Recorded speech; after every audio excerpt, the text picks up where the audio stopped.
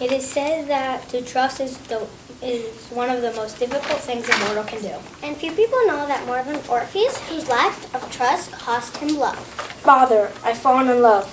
I wish to be married. She's the most wonderful woman, well, nymph in the world. Her name is Eurydice. Eurydice. Oh, yes, I know her. She certainly is lovely. I give you my permission to marry her. And so Orpheus and Eurydice were married. Never before was there a happier couple. Orpheus, please play for me on your lyre. I've never heard such beautiful music. And I've never felt more like playing. Being with you makes my music sound better. Orpheus was the finest musician around.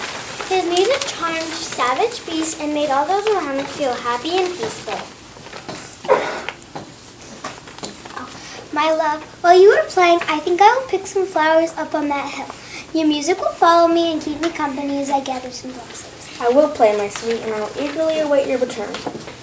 So Eurydice went to pick flowers. As she strolled through the field, she was comforted by the sounds of Orpheus's lyre. But Orestes, a hunter, spied Eurydice walking and pursued her. I pick flowers and you are more beautiful than any flower could ever be. Leave me alone, Orestes. I am wed to Orpheus and belong only to him. That keen musician, I am a hunter, I give my heart to you. Make the things that I person more than you do. I said leave me alone. I will not. And with that, Orestes began chasing Eurydice through the woods. He was a hunter and was very swift, but eventually Eurydice was able to get away from him. Trapped. But alas, Eurydice was so panicked that she was not watching where she was going. She stepped on a viper whose bite filled her with poison, and she died. The last sound she heard was Orpheus' lyre singing through the trees as she traveled down to the underworld. Where's my Eurydice? She's been gone such a long time. She's gone to the underworld, Orpheus. A viper has taken her from me. No, not my beloved Eurydice. I will not allow it. I must get her back, Father. I'm afraid there's nothing that can be done, my son. The dead cannot return to the land of the living. I will not accept it. I'm going to get her. Orpheus, no! But it was too late. Nothing would keep Orpheus from his Eurydice. With lyre in his hand, he traveled down to the underworld and reached the river Styx, which separated the land of the living from the land of the dead. There he met Charon, fair man to the dead. Karen, roll me across. I must get my Eurydice back. You must be kidding. You know I transport only the dead to the other side. In fact, wasn't that your wife I just rode across? You see my Eurydice? Take me to her, Karen. I must see her. Sorry, pal. Until you take your last breath, you wouldn't be riding in my boat. Orpheus was desperate. He had to get to Eurydice. Suddenly, he had an idea. He took out his lyre and began to play the most beautiful music Charon had ever heard. It moved him to tears with its loveliness. All right, come aboard. I'll take you across. So Charon rode Orpheus across the river Styx to the land of the dead. When they reached the other side, they were greeted by Cerberus. The three had a dog. Go! Way.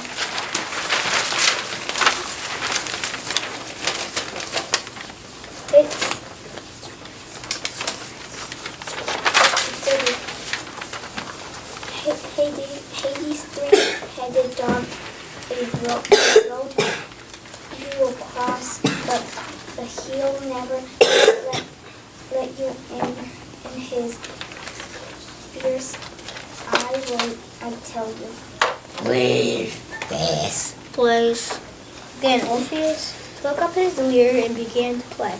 Before long, the dog was laying at Orpheus' feet getting a belly rub. There now. Good boy.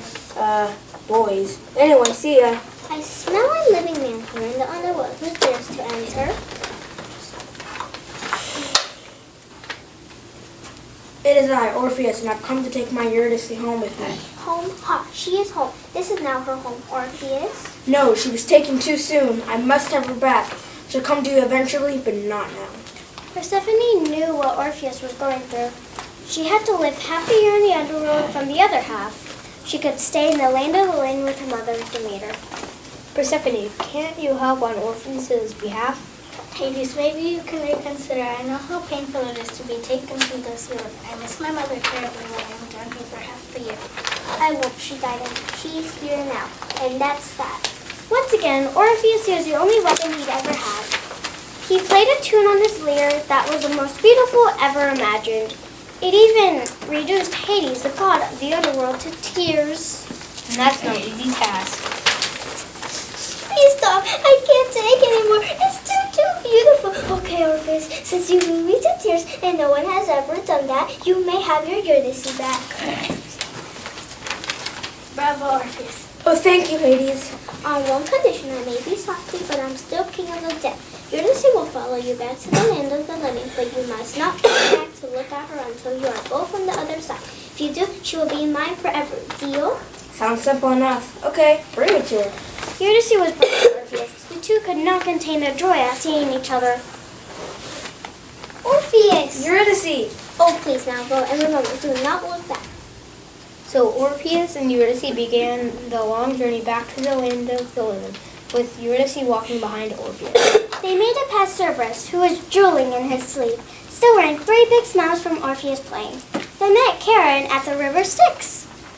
Cameron, row us back to the other side. Oh, Eurydice, we will be so happy again together. You have no idea how much I wish. Eurydice did not answer. As Charon docked the boat on the other side of the river Styx, Here we are, my love. Now let's begin the long climb upward. Soon we'll be together forever, away from this dark and dreary place. Still no response from Eurydice. Eurydice, are you there? Of course you are. Why wouldn't you be? Still, I wish you answered me. Well, it won't be long now. the two climbed and climbed. I see light up ahead. It won't be long now. Isn't it wonderful, Eurydice? Silence was the only answer Orpheus received. This is getting frustrating. Perhaps Hades has played a trick on me, and you are not there at all. But no, Persephone wouldn't let that happen. But what I wouldn't give to hear your sweet voice just to assure me. We're far enough away from Hades. You can't see us. Surely just one little peek won't hurt. Just to be sure. Are you there, my love? Orpheus looked back at Eurydice. Farewell, Orpheus. And with that, Eurydice traveled back down to the underworld, this time forever. Eurydice, no! But it was too late. Eurydice was gone. Orpheus returned to the land of the living, but his was no life. It was so miserable he never played his lyre. Orpheus's grief eventually caused him to die. However, this was not such a bad thing for Orpheus. He returned to the underworld, this time legibly, and he and Eurydice were together forever. Play it again, Orpheus. Sure thing, babe.